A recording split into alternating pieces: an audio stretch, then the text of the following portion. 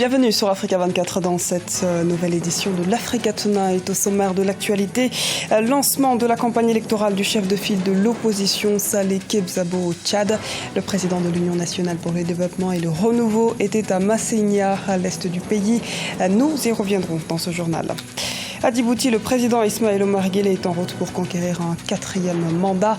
Après avoir mis l'accent sur la paix en 1999, le développement économique en 2005, les grands projets structurants en 2011, cette année, l'heure est à la redistribution sociale et à l'énergie. Au Mali, le Forum pour la réconciliation devra s'ouvrir ce lundi sans le gouvernement. Les groupes armés pro-gouvernementaux, notamment présents à Kidal et réunis au sein du groupe d'autodéfense Touareg, Imgad et alliés, ont également annoncé qu'ils n'y participeront pas.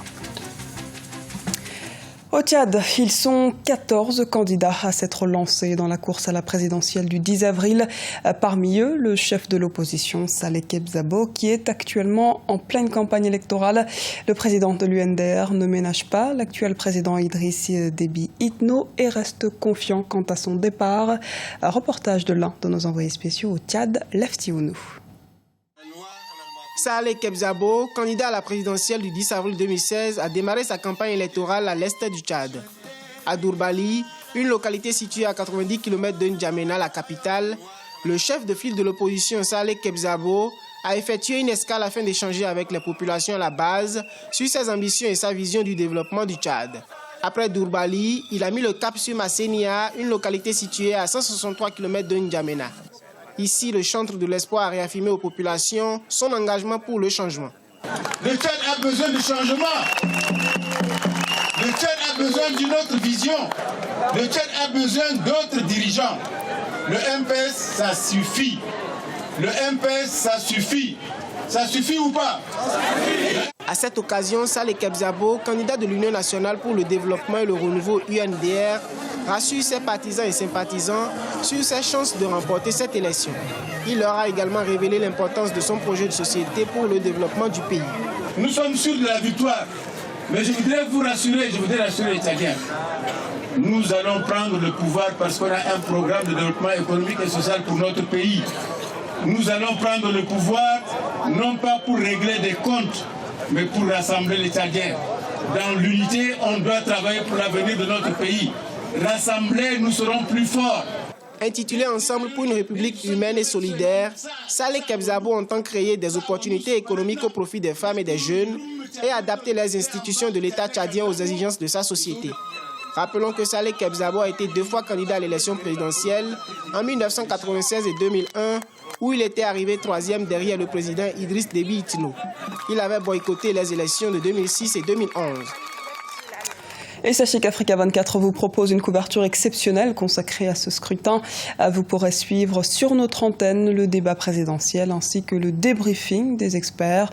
Rendez-vous à suivre sur Africa 24 dès le 31 mars. Élection toujours cette fois à Djibouti.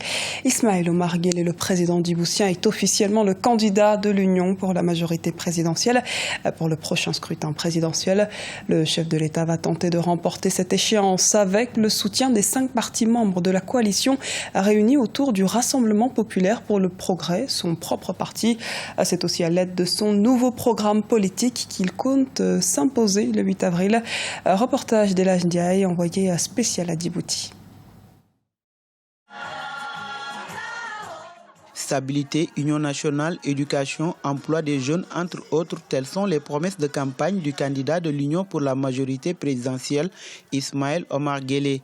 Face à ses militants et partisans, ce samedi 26 mars 2016 au terrain de Venise à Djibouti, il a réaffirmé son engagement de rendre son pays attractif, notamment le port, l'aéroport, le chemin de fer, et ce pour favoriser les échanges économiques.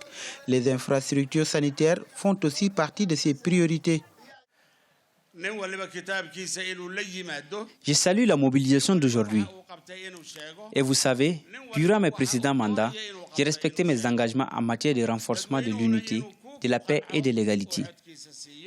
Concernant la santé, sur ce site où nous sommes, un grand hôpital est en voie de construction.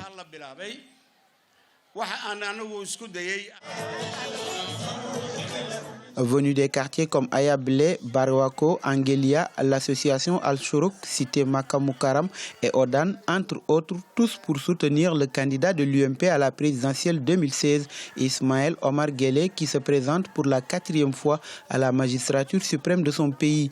Devant eux, il a déclaré qu'il accordera aussi la priorité à l'énergie. Cette énergie qui sera à moindre coût sera disponible dans les semaines à venir.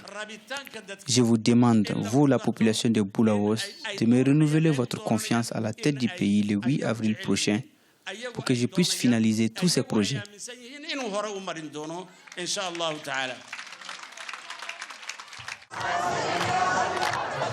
À 62 ans, Ismaël Omar Guelleh est en course pour la présidentielle avec 5 autres candidats. IOG, comme l'appellent affectueusement ses partisans, est confiant quant à sa victoire au soir du 8 avril, vu les nombreuses réalisations depuis son accession au pouvoir en 1999. Et Africa 24 reste là encore mobilisé pour vous faire vivre ce scrutin présidentiel djiboutien. Vous pourrez suivre sur notre antenne le débat présidentiel ainsi que le débriefing des experts dès le 31 mars. Réconciliation nationale au Mali. Le forum de Kidal se tiendra finalement à partir de ce 28 mars en présence d'une seule des parties, la coordination des mouvements de l'Azawad. La rencontre qui devait débuter ce dimanche aura lieu sans la présence de la plateforme et de l'État malien. Les explications d'Ibrahima Doumaba. Au Mali, le forum pour la paix et la réconciliation nationale est maintenu. Il s'ouvre ce lundi 28 mars à Kidal. Organisé par la coordination des mouvements de l'Azawad, l'ex-rébellion, les travaux sont boycottés par le gouvernement et la plateforme des groupes d'autodéfense de Kidal. Il semble que le drapeau malien n'est pas admis à Kidal pendant le forum, que voilà, il n'est pas question de parler du Mali, alors que dans l'entendement du gouvernement au départ, c'était comment faire pour faire retourner l'administration, aller marquer la symbolique du retour de l'État de Kidal dans le giron malien. Donc, puisque ces préalables n'ont pas été acceptés du point de vue de l'État, il n'est pas question qu'il participe au forum de Kidal. Le gouvernement malien et les groupes d'autodéfense de Kidal avaient appelé les organisateurs à reporter le forum. La SEMA a jugé nécessaire de maintenir les travaux. Les observateurs invitent tous les acteurs du conflit malien à respecter et faire appliquer les accords d'Alger, qui prônent le dialogue et la réconciliation. Je pense qu'il faut que les uns et les autres soient sincères. C'est-à-dire, au moment où on dit il y a le débat pour le retour de Kidal dans le giron du Mali où il y a des réticences, au même moment, l'État central fournit les services de base à Kidal. Ça ne pose aucun problème et personne n'en parle. Mais de l'autre côté, l'État également ne fait aucun effort pour que le dialogue continue, pour qu'on s'entende sur les principes de base. Sinon, les accords d'Alger ont vraiment prévu qu'il faut qu'il y ait dialogue, entente pour qu'on évite la paix. La coordination des mouvements de l'Azawad a rendu public un communiqué dans lequel il invite l'État malien et ses représentants à revoir leur position et à se joindre aux parties prenantes pour la réussite de ce grand rendez-vous de la paix. Le forum va se poursuivre jusqu'au 30 mars 2016. Conclusion du congrès de l'Union nationale au Gabon ce dimanche. La désignation des membres du bureau national et d'un représentant du Front uni de l'opposition pour l'alternance en vue de l'élection présidentielle d'août 2016 ont pu être actées lors de cet événement. Zachary Miboto a donc été élu candidat du Front. Par ailleurs, le secrétaire exécutif est désormais Mino Maxime Zima Ebeyard. Les statuts et règlements intérieurs du parti ont également été révisés et le programme politique élaboré. Les sacs plastiques indésirables en Afrique. La politique des pays africains relative à la gestion des sacs plastiques est une question centrale en matière d'écologie et de pollution. Certains pays optent pour l'interdiction de leur production et commercialisation. À l'instar de la Mauritanie, le pays a durci sa politique en matière de sacs plastiques afin de protéger l'environnement mais aussi la population. Les explications à Doumou Kalsoumba. À l'instar des pays africains, la Mauritanie a adopté une loi visant à lutter contre toute forme d'utilisation de sachets plastiques en janvier 2015. Les sachets plastiques sont très fréquemment utilisés pour emballer les achats des ménages effectués au marché, auprès des boutiques du quartier ou encore dans les grandes surfaces. Ce type d'emballage constitue une grande partie des ordures ménagères. Quant aux sachets en papier craft, ils sont écologiques, mais leur coût est élevé. La loi est bien respectée au niveau de Maurice Center.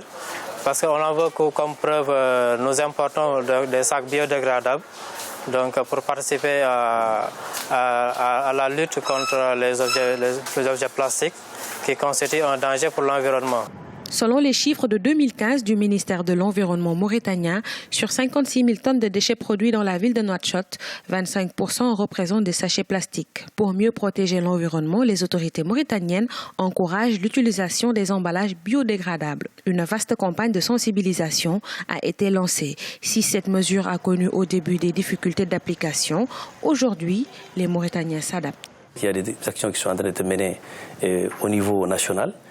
Par les différents départements qui sont concernés. Il n'y a pas que le ministère de l'Environnement seulement qui est concerné. Il y a le ministère du Commerce qui est en train de cibler pratiquement toutes les frontières pour essayer d'interdire l'importation de sachets plastiques au niveau national. Il y a d'autres départements, notamment le ministère de l'Intérieur qui vient en appui. Et le ministère de l'Environnement, à travers ses délégations régionales, nous sommes en train de travailler sur le terrain. Selon une étude du ministère de l'Environnement et du Développement durable, plus de 110% des animaux meurent à cause des sachets plastiques. Un danger qui nuit à la santé des hommes, des animaux, mais aussi et surtout à la végétation et au cadre de vie. Les déchets plastiques constituent aujourd'hui une menace pour l'économie mondiale. Éliminatoire de la CAN 2017. La 4e journée s'est tenue ce dimanche. Le Congo a concédé le nul face à la Zambie. 1-1 à Kintele dans le groupe E. Le Kenya s'est incliné face à la Guinée-Bissau 0-1. Au classement donc de ce groupe, les Likaons de la Guinée-Bissau arrivent en tête avec 7 points. Les Diables Rouges du Congo, les Chipolopolo de la Zambie se partagent la 2e place avec 6 points. Le Kenya est lui au bas du tableau avec 1 point. C'était le journal de la rédaction. Merci de nous avoir suivis. Retrouvez dans un instant une nouvelle édition de l'actualité sur Africa 24.